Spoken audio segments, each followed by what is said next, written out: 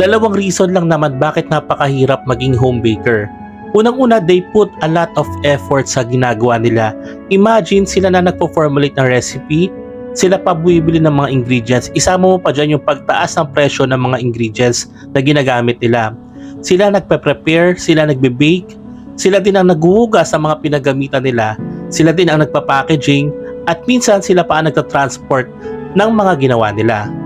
Kaya masayang-masaya sila pag natatapos nila ng maayos yung ginagawa nila at pag na-appreciate ng customer. Second, may mga binubuhay silang pamilya. Di mo alam yung mga home baker na yan, karamihan mga nanay. Yung iba dyan, meron pa silang karga-kargang anak habang nagmimix ng mga ginagawa nila, nagpa-prepare, o kaya habang may binibake is naglalaba pa yan or nag-aalaga ng mga anak nila. Kaya please be considerate with them. Iba ang hirap ng isang home baker. And please, wag na sana tayong humingi ng mga discount or wag na silang baratin sa mga presyo ng mga binibenta nilang cakes or pastries dahil sobrang taas ng presyo ng mga ingredients ngayon. Hindi nyo alam, luging-lugi na sila. So please be considerate with them. Hindi porket customer tayo na yung laging tama.